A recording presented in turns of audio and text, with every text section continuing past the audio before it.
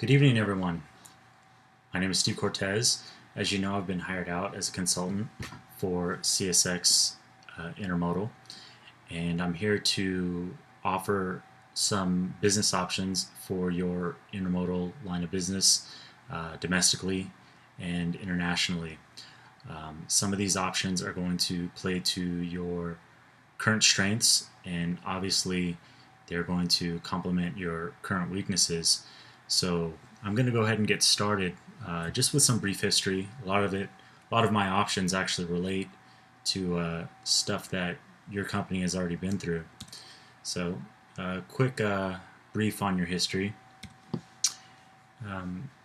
You originated as Baltimore and Ohio Railroad in 1827, one of the originators of the railroad. You were America's first common carrier railroad.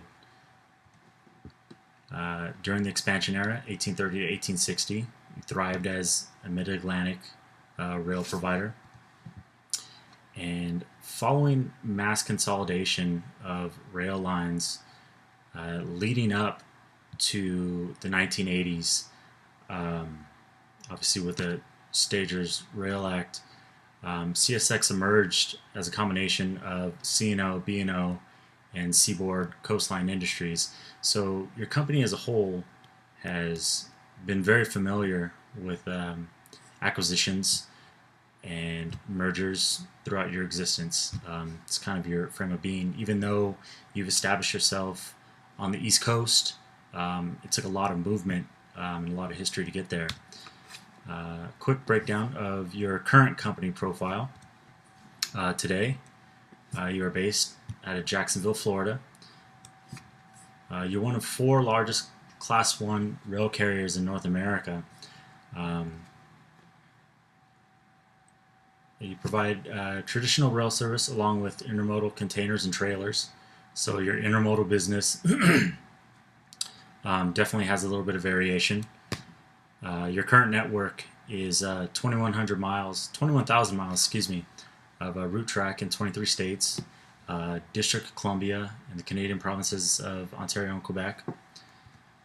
And you serve major markets in the eastern United States, so from Florida all the way over to the Mississippi, and then all the way up through Canada.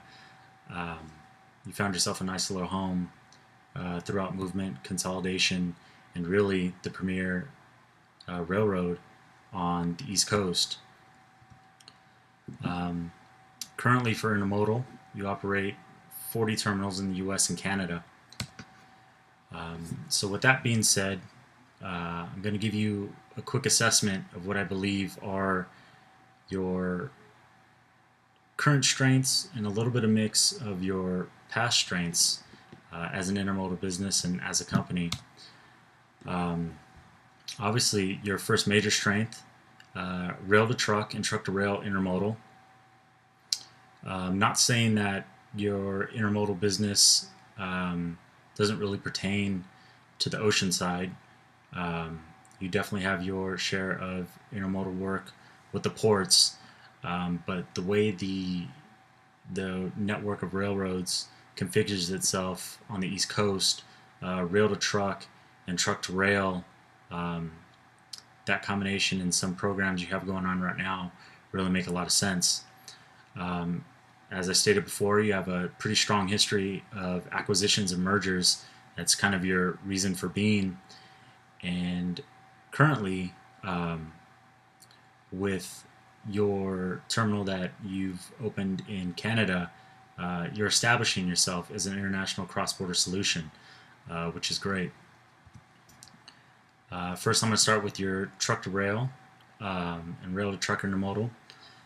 Currently, in 2013, intermodal business accounted for nearly 40% of volume and 14% of revenue in 2013.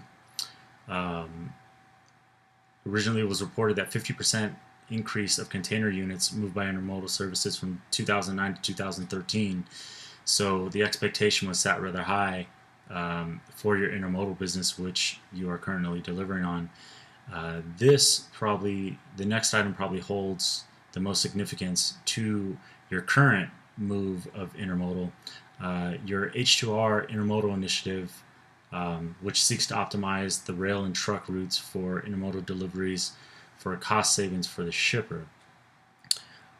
So what it does, H2R reduces overutilization on trucks, which reduce costs and fuel consumption on emissions.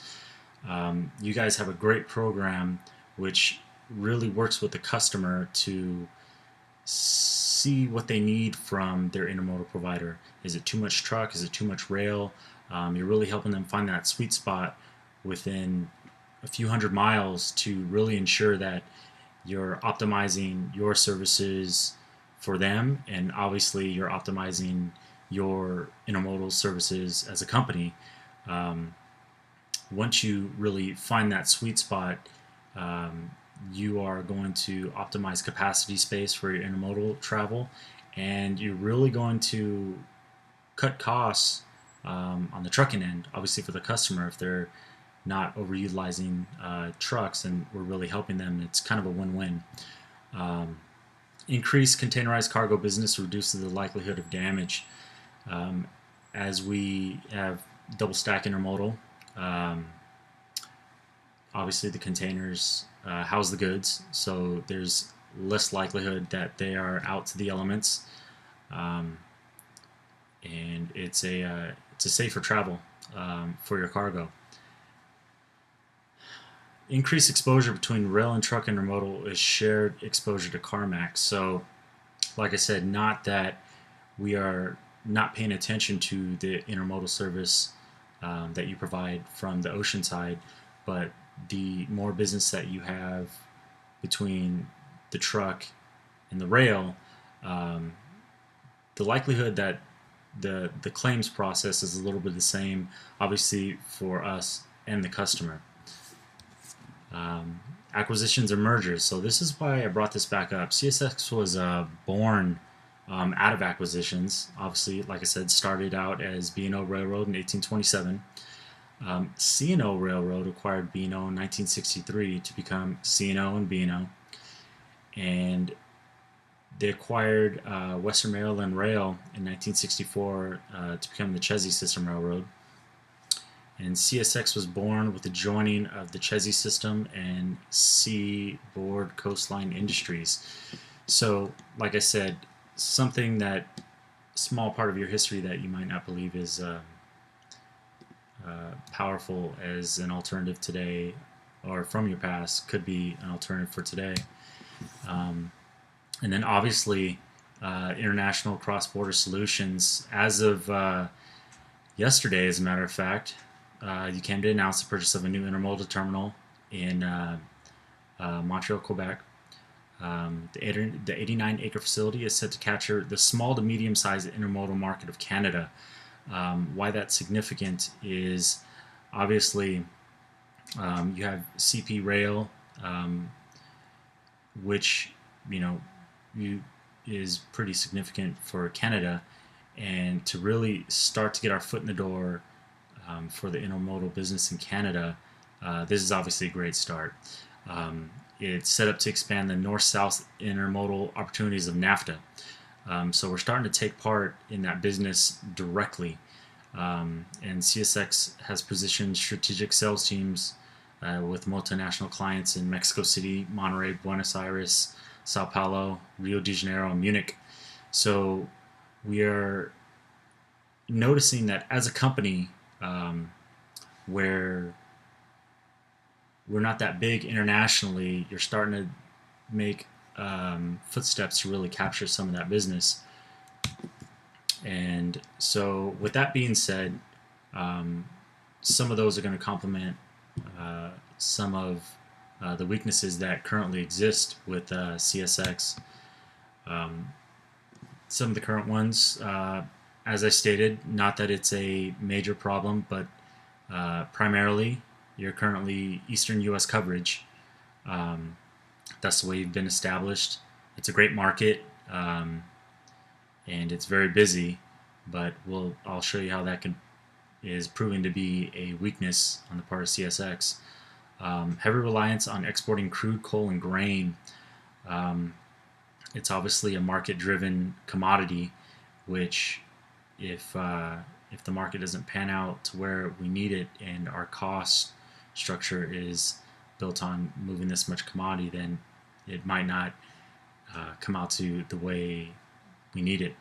And while we're barely getting started, the international presence is good, but it's still really low. And some of the alternatives I'm going to offer, we'll see what we could do to possibly correct that.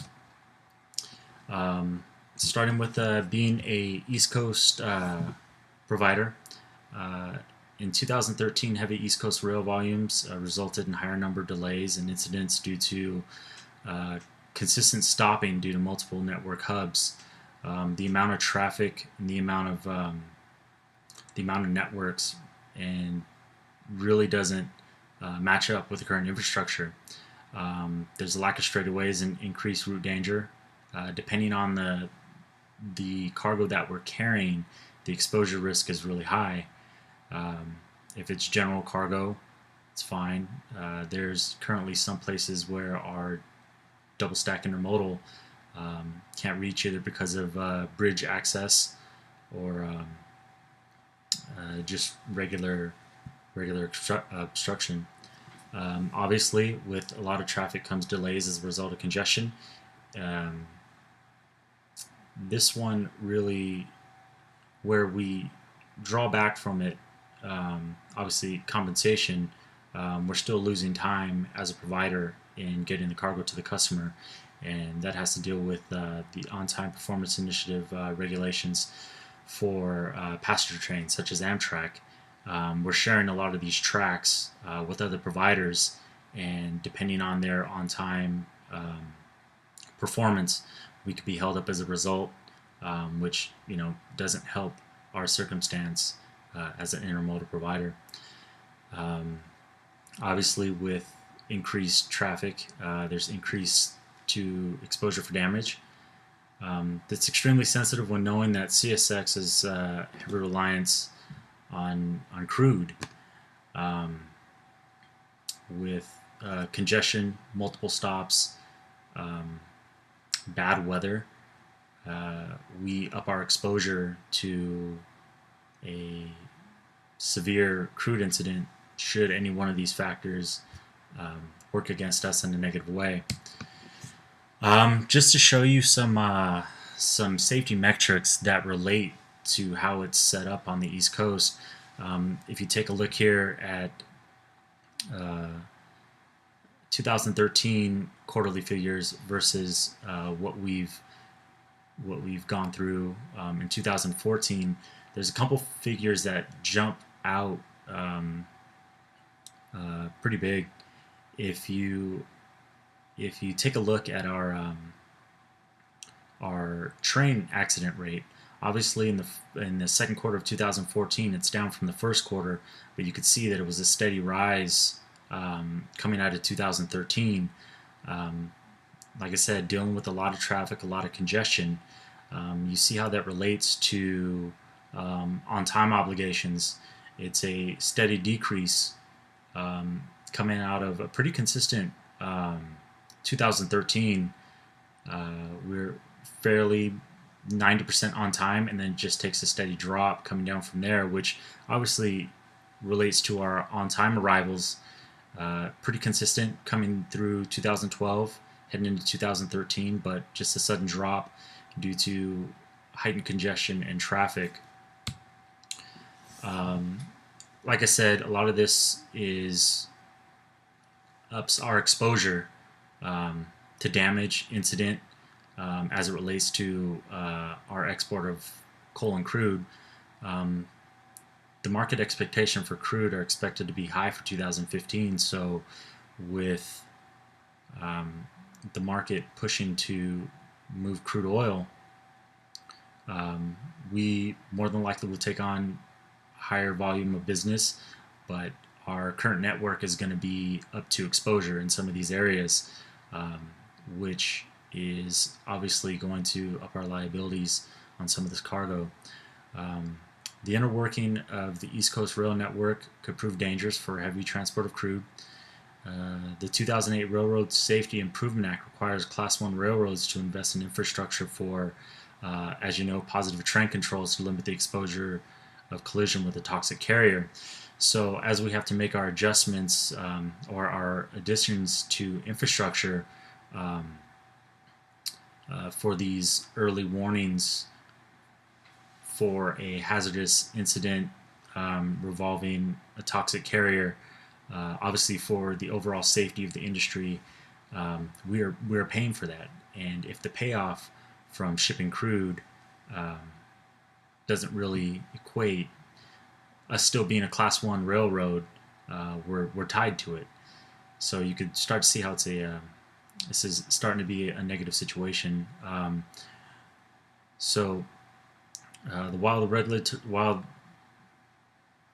regulatory, this is costly investment for infrastructure should the market not pay off, like I said, for the expectation of crude.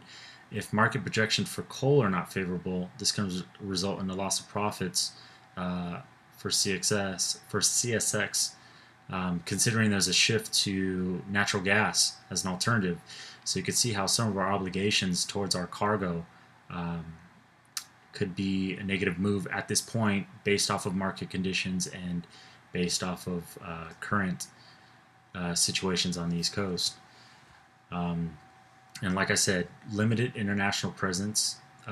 While we do have strategic sales in South America and Germany and Canada, we've only started to really make our own footprint known for the NAFTA trading possibilities in Canada.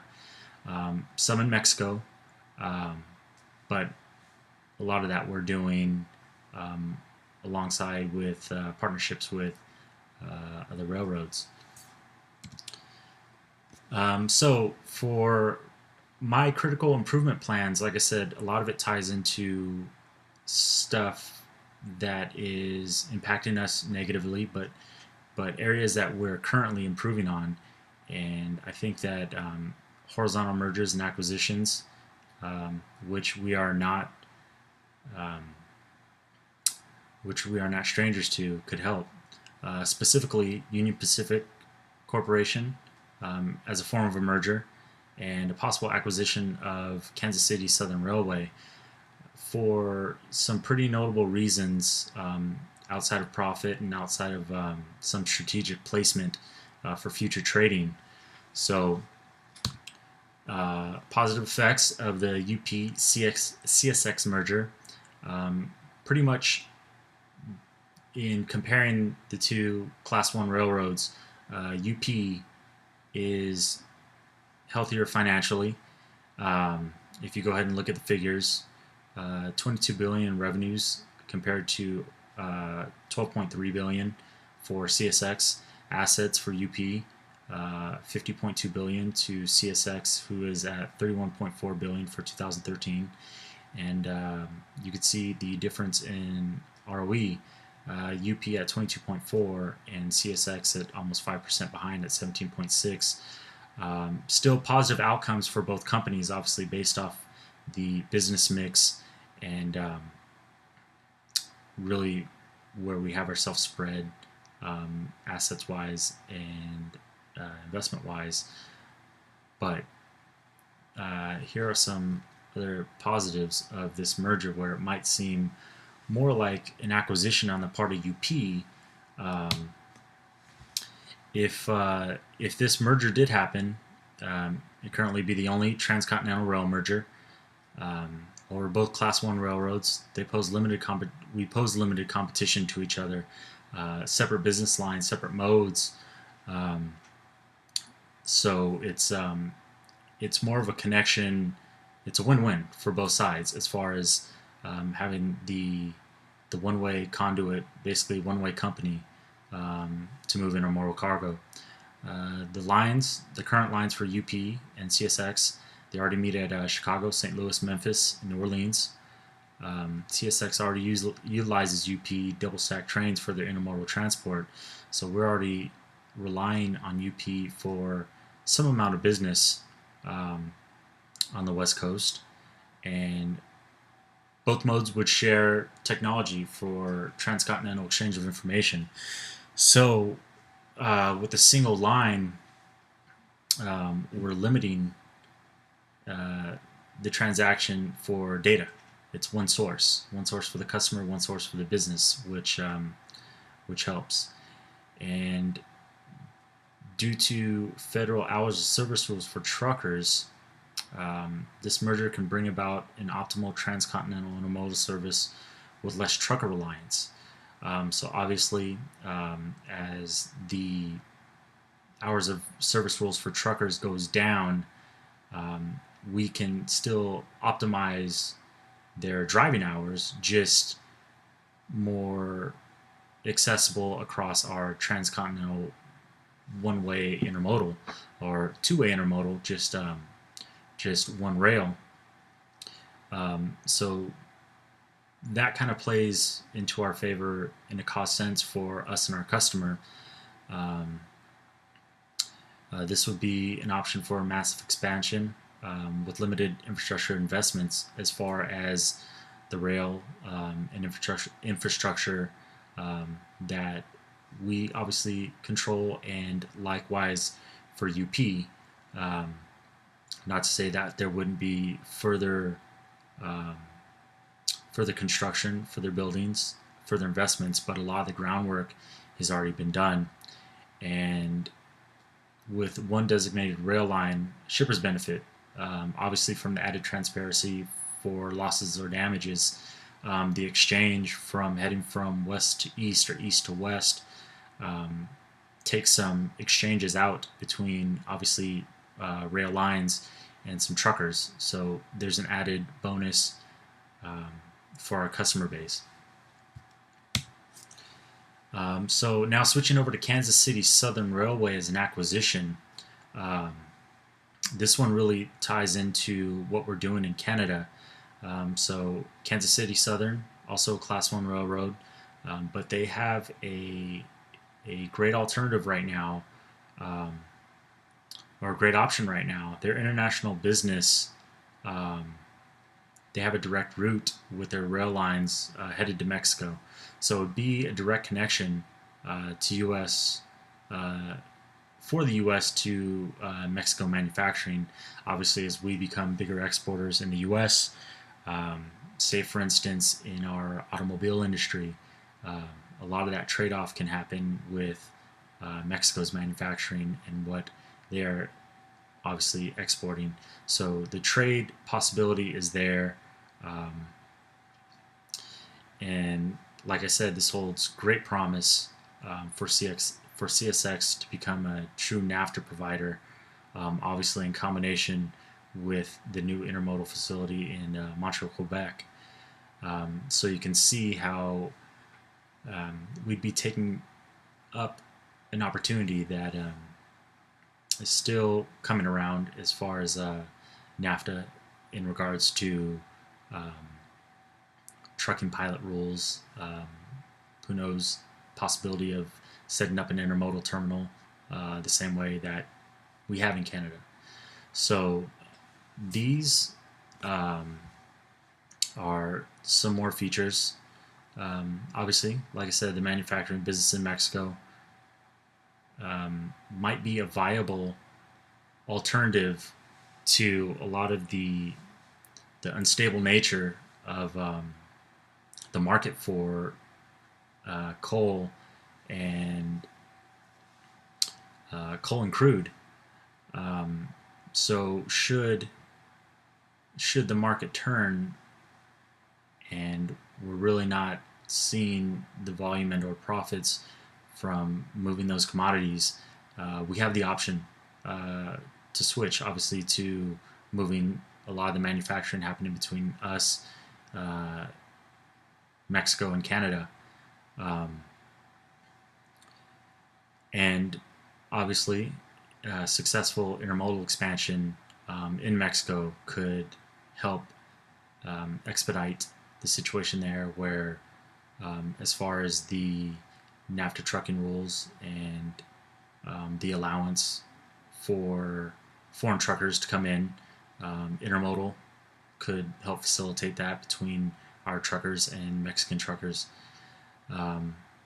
And lastly, this step for the acquisition of Kansas City Southern, it could be a step towards true international presence. And as far as CSX establishing themselves as an intermodal in the Americas, who knows where it goes from there.